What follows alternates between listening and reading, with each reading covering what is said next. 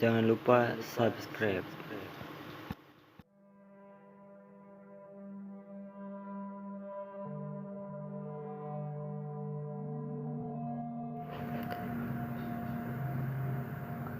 Assalamualaikum warahmatullahi wabarakatuh.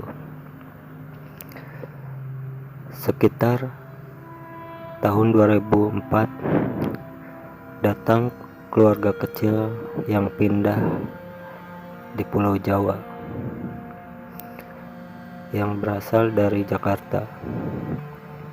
Di sebuah rumah Jawa kuno yang kabarnya dulu pada zaman Belanda ada sebuah keluarga kecil yang tinggal di rumah Jawa ini dan mempunyai seorang anak perempuan yang bernama Nina.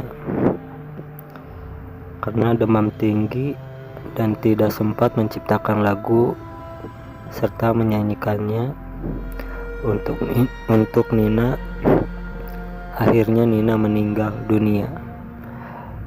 Namun keluarga kecil dari Jakarta tidak terlalu percaya pada mitos tersebut.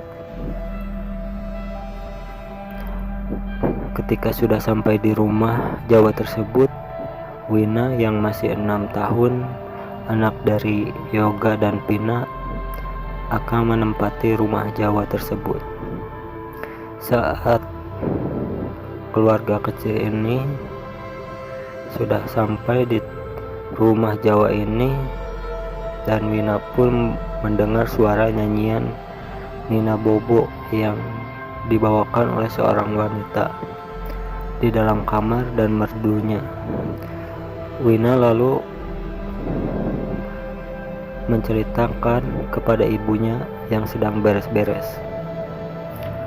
Mama, Wina mendengar ibu-ibu lagi nyanyi Nina Bobo di dalam kamar. Kata ibunya menjawab, "Apa Wina sayang, jangan aneh-aneh lah, Mama nggak suka beneran Wina." Wina mendengarnya. "Wina, Mama mohon jangan ngada-ngada, Mama lagi sibuk beres-beres." "Ya sudah, kamu sama Papa aja ya." Lalu Wina menghampiri papanya dengan wajah yang ketakutan. "Papa, Wina tadi mendengar suara ibu-ibu nyanyi Nina Bobo di kamar itu." Papanya menjawab dengan tertawa kecil, seakan meremehkan perkataan Wina tersebut. "Wina, di rumah ini tidak ada siapa-siapa kecuali Mama dan Papa. Dan Wina,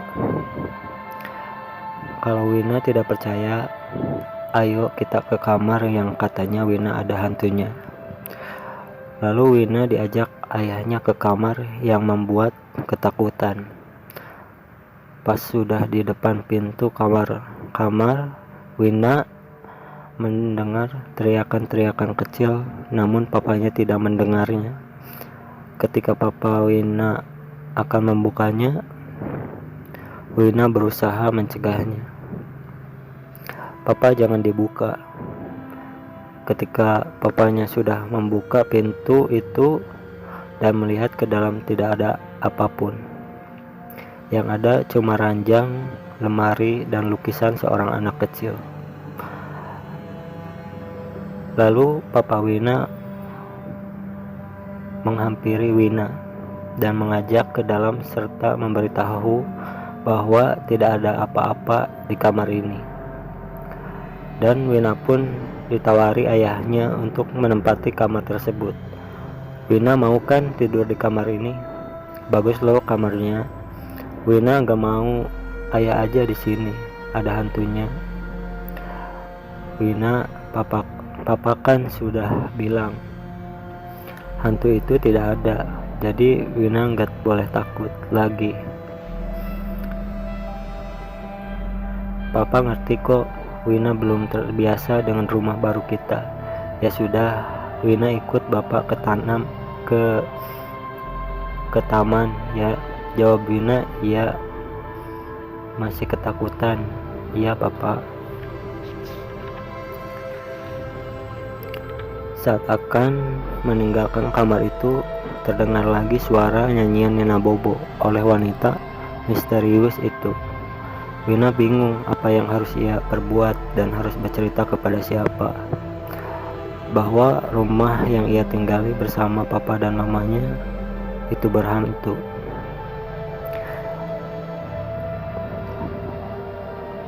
Handphone Mama Wina berbunyi. Lalu Mama Wina segera mengangkatnya saat sedang membersihkan ruang tamu yang penuh debu. "Halo, dengan siapa?" "Tante, ini Franz," katanya, kakaknya Kamaya. "Oh, Franz, gimana kabar ayah dan ibumu?" Kata Franz. "Tidak baik-baik, Tante. Ayah dan ibu sudah meninggal karena kecelakaan pesawat saat akan pergi ke Korea." Tante turut berduka cita, Franz. "Iya, Tante. Franz minta tolong untuk beberapa bulan ke depan Kamaya tinggal di rumah Tante. Soalnya Franz ada pekerjaan di Korea karena klien ayah di sana." "Oh iya, Franz, tentu saja Tante mau. Rumah Tante selalu terbuka buat kamu dan Kamaya. Ngomong-ngomong, alamat rumah Tante ada di mana?" "Di Jogja, tempatnya di rumah Jawa. Kamu tahu kan?" "Oh iya, Tante. Makasih, Tante." "Sudah dulu ya, Tante." "Terima kasih." Saat sudah selesai, terdengar ada yang jatuh di kamarnya yang membuat Wina takut. Membuat kaget Mama Wina, namun Mama Wina berpikir mungkin itu cuma tikus. Lalu Mama Wina bahwa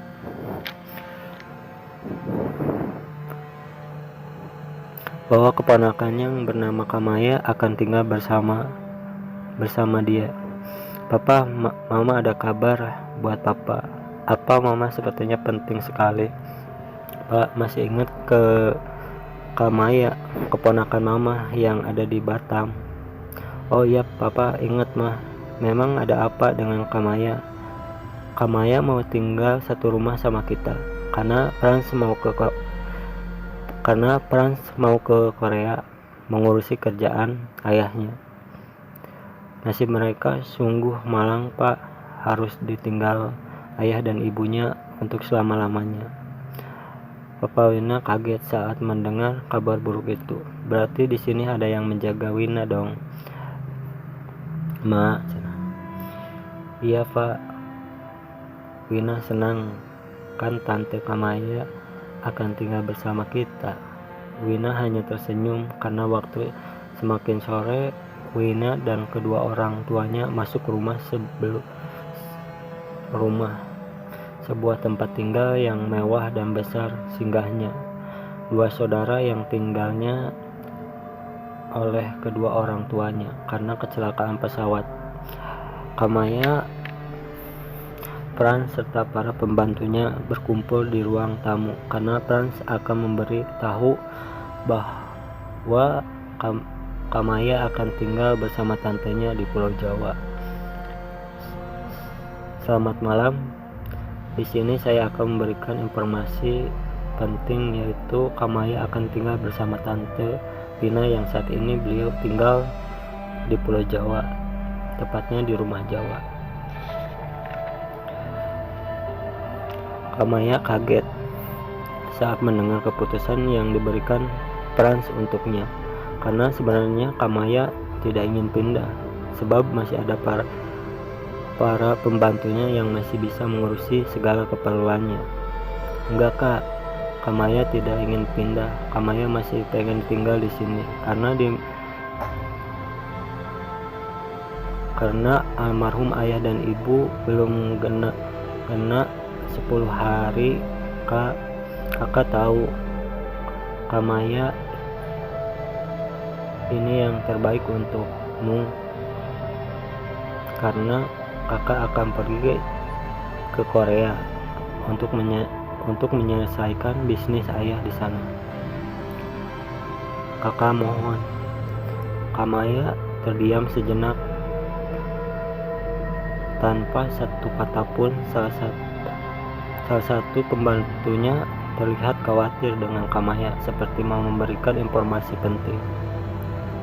Beberapa menit kemudian, Kamaya memberikan keputusan pada kakaknya tersebut. "Baik Kak, Kamaya mau ikut Tante Pina." Dijawab, tapi dengan satu syarat. "Apa itu, Kamaya?" "Kamaya ingin kakak tidak lama-lama di Korea." "Iya Kamaya, ya sudah. Kakak ingin mengurusi paspor dan visa untuk berangkat minggu depan, dan besok kakak akan antar kamu ke Tante Pina di Jawa. Di sana kamu bisa jaga Wina." "Iya Kak." Lalu Frans meninggalkan Kamaya. Begitu terpuruknya Kamaya kehilangan kedua orang tuanya yang ia sayangi. Kamaya yang dulu ceria kini menjadi pemurung. Hari-hari ini pembantunya melihat Kamaya sering melihat keluar jendela sambil melamun. Pembantunya mendekatinya, memberitahu tentang rumah Jawa itu yang ia dengar tadi. Non Kamaya, maaf Bibi mengganggu. Bibi mau bercerita tentang rumah Jawa yang diceritakan oleh Dan Frans tadi supaya Non bisa jaga diri di sana." Kamaya lalu menoleh ke arah pembantunya dengan mata penuh misteri yang membuat pembantunya gugup. "Maksud Bibi apa?" Bibi asli orang Jawa dulu. Waktu Bibi kecil di Jawa dekat tempat Tante Non Kamaya tinggal, jadi Bibi sedikit tahu tentang rumah Jawa itu." "Apa di rumah itu ada penunggunya?" "Ya begitulah Non, tapi sudah melegenda Non. Jadi kalau Non dengar lagu Nina Bobo yang dinyanyikan oleh seorang wanita dan suara anak menangis, jangan digubris Non. Satu lagi Non, konon zaman Belanda dulu ada seorang keluarga yang mempunyai anak yang meninggal karena demam tinggi, dan anak yang meninggal anak itu tidak sempat dinyanyiin lagu. Jadi penasaran sampai sekarang." Lalu pembantu itu meninggalkan Kamaya dengan penuh rasa ketakutan.